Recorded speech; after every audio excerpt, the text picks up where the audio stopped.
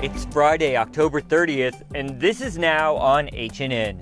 We need to get them off the island. Some Lanai residents have been flown to hospitals off island as the COVID-19 outbreak continues to grow. Daily coronavirus cases have hit a new high in the U.S.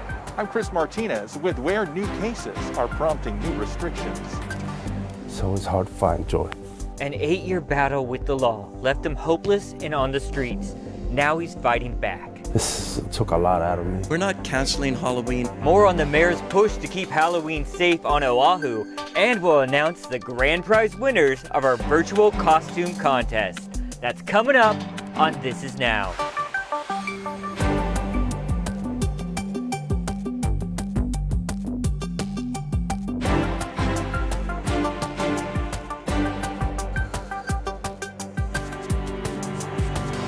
Good afternoon, thanks for watching this special one-year anniversary edition of This Is Now. Wanted to start today by saying thanks to you for letting us be a part of your day for the last year. We got a lot of fun stuff planned, but let's get to the day's top stories first. Here are the latest coronavirus numbers. The state health department says one more patient with COVID-19 on the Big Island has died. DOH is also reporting 94 new infections today, 74 cases on Oahu, 14 on the Big Island, 5 in Maui County, and 1 on Kauai. Today we talked to Honolulu Mayor Kirk Caldwell about the city's response to the pandemic and the push to keep people safe this Halloween. Let me go through some scenarios for you of what will get you cited. So you can trick or treat door to door, but if you're in a group larger than 5, could you be cited? You could be cited. I don't think the police are going to go and cite a group of kids larger than 5 immediately. I think what they do is they'd warn their adults, their parents, that, hey, you have to break it apart and be in a smaller group, just 5, including the parents. If you're doing that and you, after a warning, you won't be cited. But you'll be warned if they see activities like that occurring. For kids in costume, do they also need to wear another face mask to protect them and others? Yeah. So you notice my face mask covers my nose and mouth. Not every Halloween face mask does that. If you're going to be wearing a costume with a face mask costume, we recommend that you double mask. Wear your mask underneath your Halloween mask. It's safer and more assured of not spreading the virus. Okay, that goes for kids and adults as well. Kids and adults as well, correct. So when you talk about private parties, private property, can you stop people from having a party larger than 5? It's prohibited through our order in the city and county of Honolulu. And the police department does have a hotline. We also have a COVID hotline. And that if you see a party occurring with more than 5 people, you call that hotline. The police department will investigate. And if they can confirm that, in fact, there is a party going on inside your home, more than 5, you can be warned, and if the party doesn't break up, you could be cited. And our recommendation is please don't do that. In fact, as mayor, I'm more concerned. I think the police are on it, and I think our visitor industry is on it in Waikiki. I'm more concerned about folks having parties in their homes tomorrow night on Halloween, more than 5, and then you're going to see a spread of the virus 2 weeks later, right before we go into Thanksgiving. I hope that doesn't occur. One last question before I let you go, Mayor. You know, we're a little more than 2 weeks into reopening tourism for the mainland. We're looking at doing so for Japan next week. And our numbers are still trending downward. Is this a good sign? Obviously it is, but yes. Do you think that this will last? You know, I'm very hopeful. But yesterday we met with our doctor panel, our advisory panel, and they said that those nations that do the best are the ones that control their borders. And if the borders are closed to people crossing over, they do a better job of controlling the virus. Now, we've done a great job, except look, those 2 guys are not wearing masks right there. We've done a really good job in the first 2 weeks. And I think, you know, a lot of credit goes to Governor Ige on his pre-test program and opening up, and to the visitor industry. And I am hopeful, just like you, that perhaps we can do this. New today, we've learned 2 Lanai residents infected with COVID-19 have been flown to hospitals off island. Maui County Mayor Mike Victorino says 1 patient was hospitalized on Maui, the other on Oahu. He says 2 more may need to be hospitalized. Emergency orders to protect renters during the pandemic will one day end, and many fear that will result in thousands of tenants owing thousands of dollars in back rent. Experts are urging landlords to talk to their tenants now to avoid costly lawsuits and evictions once those moratoriums end. Allison Blair reports. There's 36 units on 3 floors above this. Dale Kobayashi wears 2 hats. For the past 18 years, he's been the landlord at Mark Dale Susan Apartments in McCully. He's also a lawmaker. The state representative says he's seen firsthand the stress people are under due to the pandemic, with 20% of his tenants currently out of work. It's tough for everybody. So there's been a lot of reduced income that makes paying rent difficult.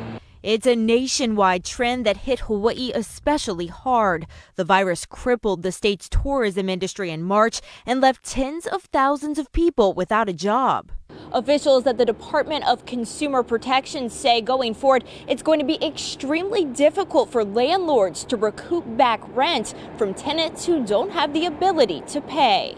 Once pandemic protections come to an end, experts fear the court system will be flooded with evictions. You're looking at thousands and thousands of cases. So even if a landlord were inclined to do that, it's going to take a while.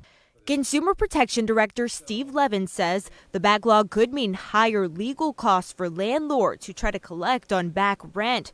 Kobayashi says they'll have 2 choices. You either take somebody to court or you sit down and work it out with them. I'm always in favor of the latter. He believes the only way Hawaii will get through this is by shared sacrifice. Now he's working with several tenants to renegotiate their agreements. Come to the table and mediate and work together. You can't get blood from a stone. In McCully, Allison Blair, Hawaii News Now. Daily coronavirus cases in the U.S. reached a new high yesterday, more than 88,000 cases. Chris Martinez has the very latest developments from across the mainland. Hospitality groups protested a ban on indoor eating and drinking that went into effect in Chicago Friday. Right now, my events and catering business is hanging on by a thread. Cases are surging in Illinois, where nearly 7,000 new infections were reported Friday, and more than 3,000 people are hospitalized.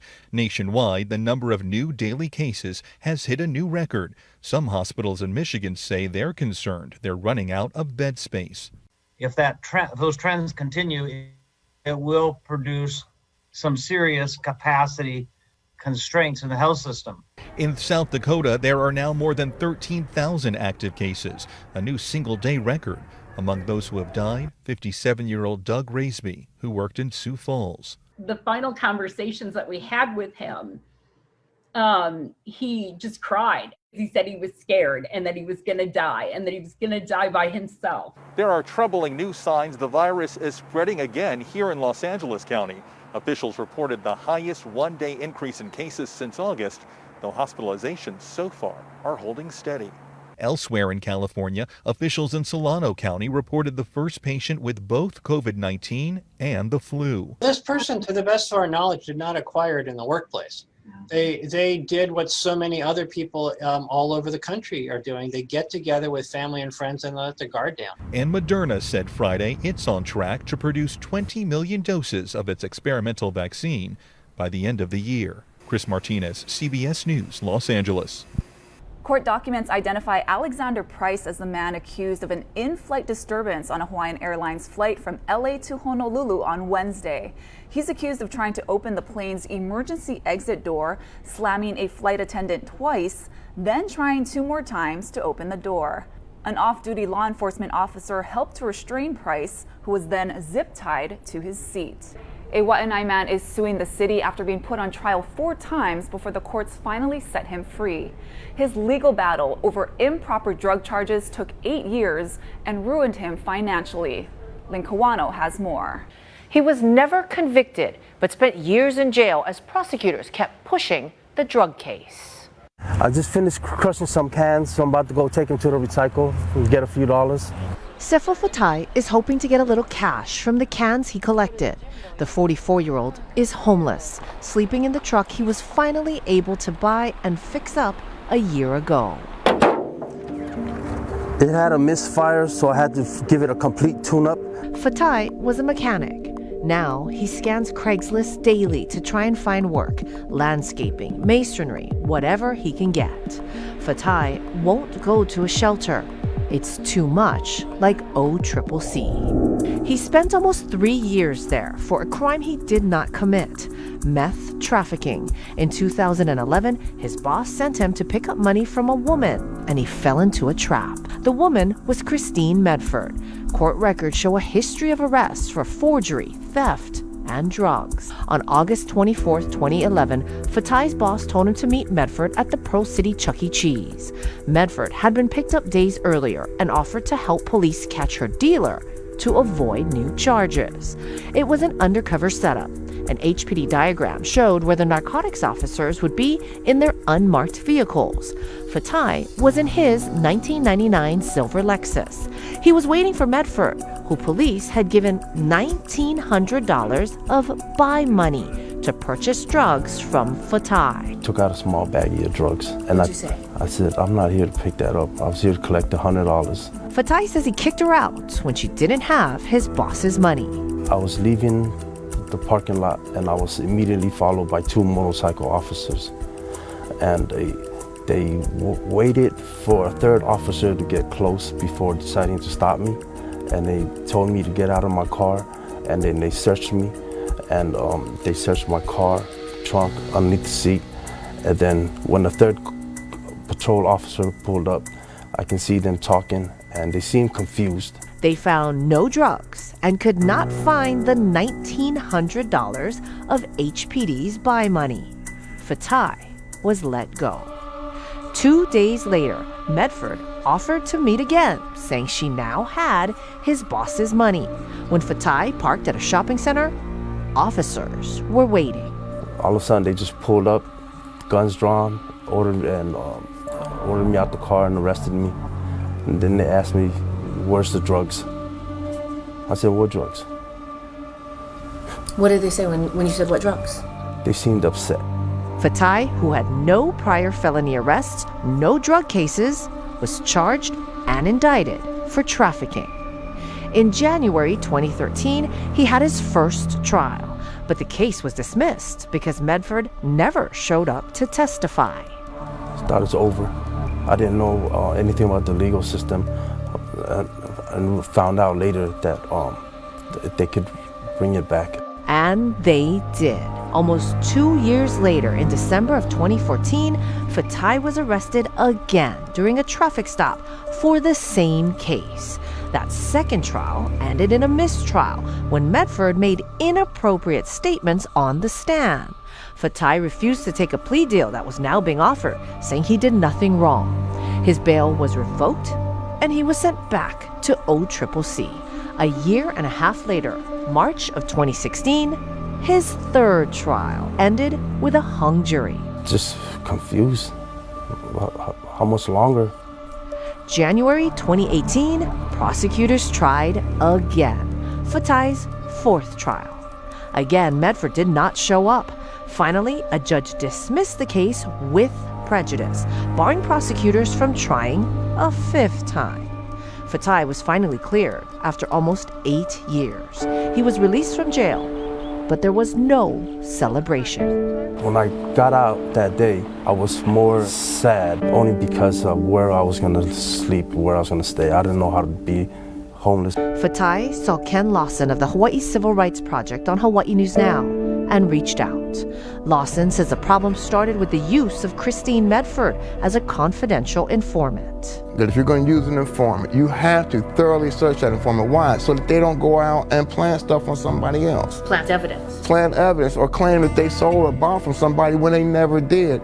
The HPD records show no female police officer was there to properly frisk Medford ahead of the police sting, which permanently changed his life. He had to sell all the tools of his trade for bail money and legal fees, making job searches difficult now. His fiancée left him after his arrest. And while he was in OCCC, he got jumped by several inmates. His head stomped on, his eardrum ruptured. Fatai, with the help of the Hawaii Civil Rights Project, is now suing the city, the police officers involved, and former Chief Louis Kealoha, who was in charge when Fatai was arrested, and the case was forwarded to prosecutors.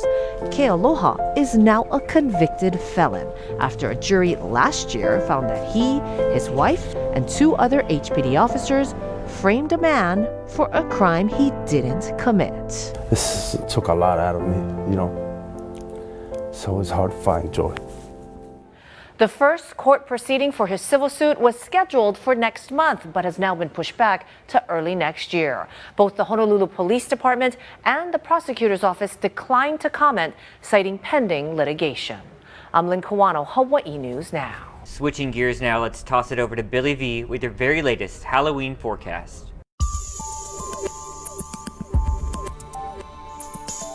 Aloha Friday, I'm Billy V, sitting in for Guy Hoggy. Let's take a look at your weather forecast for today and the weekend. We'll start with the waves. First of all, the system that brought us the rain showers of the last couple of days brought us some wave energy, 8 to 12 over on the North Shore, 3 to 5 on the wraparound on the west side, 1 to 3 everywhere else, and that's expected to stay kind of low and small as we go throughout the weekend. Let's go ahead and talk about the future and the winds and what they're doing. We've got the upper low here. That's in a counterclockwise direction. So it's that brought us the showers, of course, the last couple of days. But now the system's going to go pull away up to the northeast, and it's going to take these, winds along with it. So by the time we reach next week, maybe about Monday or Tuesday or so, it's from southerly winds in different parts of the state, it'll switch around and become trade winds. We'll kind of show you that right now. And what we're looking at, the blue lines, are the lighter winds. Look at that, no winds for Monday. And then starting on Tuesday, trade winds start to come around, and we're back to normal trade wind weather. So here's your forecast for the 7 days, and we start with today. Mostly sunny skies, but notice that the winds are light here in this area, Friday through Sunday, and then Monday they finally turn to trade winds. So mostly sunny to partly sunny skies, depending on where you are. Daytime high 85 degrees, nice and comfortable, and then we get into warmer temperatures as the weather improves and we get into regular trade wind pattern. Enjoy your weekend, stay safe. Wash your hands, wear your mask, watch your distance, and have a great weekend. Good news now, and here's some good news, Ashley. Our baby is turning 1 year old. That's right. It was October 31st of last year that we started streaming This Is Now on Facebook. Here's a look back at the journey and the growing pains. A little more than a year ago, H&N purchased some new equipment to enhance our live digital coverage. To be honest, at first, we didn't know what to do with it. Check out that camera shot. Sorry guy. Hey, we're still learning here. We went live on Facebook on Halloween. It is Halloween. You're live on Facebook Live. Stand up. It's Chucky! Yes! Do a little turn. As you can see, things looked a little different back in the early days. Checked out the new Christmas bar, and our boss let us have Dainty Sips. Dainty Sips. We really are going after the big viral stories of the day. We don't really have a structured format. All right, gotta put you on the spot. And we're sorry for all the singing. You better shape up. 'Cause I need a man. Ooh. Why would we and welcome my heart is set on you. Yes. The need for midday news grew amid the pandemic. Get breaking news on your lunch break, streaming live from Hawaii News Now. Because of that demand, in June we expanded to simulcasting our show on KHNL. But the goal remains the same, to bring you the most updated breaking news that everyone is talking about in a fun and casual way. The time has come to announce our grand prize winners in our This Is Now virtual costume contest. Here's the rundown of those prizes. Each winner will get a $100 Hella Gas card, a $50 gift card provided by Diamond Bakery, a $50 gift card provided by Honolulu Burger Company, and 2 park tickets from Wet n Wild Hawaii. And here's one more look at our 6 finalists, guys. All right, well, first I brought us out to sorry, it's a little hard to push the buttons here and talking to Mike. We got our costumes on, and I'm a Pez dispenser. Ashley's Minnie Mouse. Little costume difficulties here. I didn't anticipate not being able to sit down or really reach the buttons well. I'll show you what I'm supposed to be, Ashley. Let's see it, John. There. Boom. That's it. It's a Pez dispenser. Very accurate. Yeah, I tried. Sorry. Jumped the gun on you there. I'm going to take you over to our 6 finalists, which we're super excited about. Oh, this box is a little snug and warm. Here we go. Woo. 6 finalists. Really good costumes. Way better than mine, guys.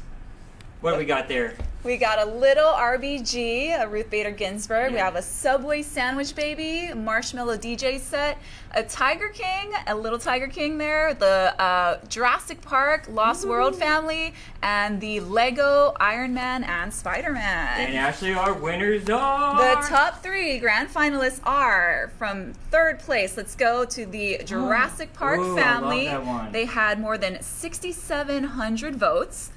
2nd place, the Tiger King kid had more than 9,300 votes.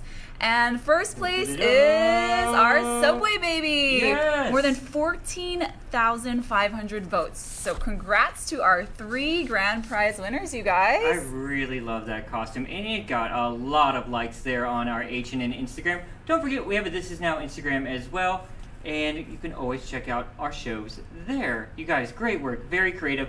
And we're going to show a lot more of this costumes coming up in just a bit. But first, let's get to some other spooky news. Yes, it's time, just in time for Halloween, you guys. We have some new facts about spiders. So according to scientists, the ogre-faced spider has no ears, but can still hear you. They're able to listen to sounds through receptors like the hair on their legs, and they detect sounds from at least 6.5 feet away.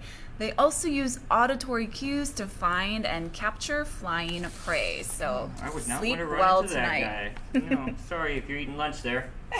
And look up at the sky tomorrow, you guys, on Halloween. We're going to have a blue moon. So it will be the first blue moon in the U.S. since March 2018. Despite its name, though, it's not necessarily blue. So that's where you get the saying, once in a blue moon from, because it's rare. Moon. And that. Sorry. No. I said no more singing in that package. 1 year. Wow. I know. And this is pretty cool for the adults, you guys. So here's a guide on what candy goes well with what booze. So very important. The New York Wine and Grape Foundation recommends white wine with Skittles and red wine with Snickers. Okay. For beer lovers, a porter goes best with Reese's peanut butter cups. Agreed. You can also have a Hefeweizen with Twix or a brown ale with Kit Kat. I agree with some of those. It's a little unusual. Yeah. You guys, we've had so much fun with you the last year, and I think you can see we're ready for some more fun in the year to come. So thank you so much for being with us, and thanks to everyone in the newsroom. It's been such a big help for us last year. We really appreciate the team, supporting us all the way, going with our crazy ideas. And no, we don't have crazy ideas, Ashley. Never. Should we tell them what I was supposed to be for Halloween? Yes. Okay, so Jonathan wanted me to be Guy Hoggy, which I was totally down for, but we had trouble finding the right wig. It was either too John Travolta Grease-like or too Kupuna, we should say, to Golden Girls, and we didn't want to offend Guy, so maybe next year. Well, you guys, we're going to leave you with some of those amazing costume submissions we got. If I can reach over here and touch this button. You guys have a great weekend. Happy Halloween.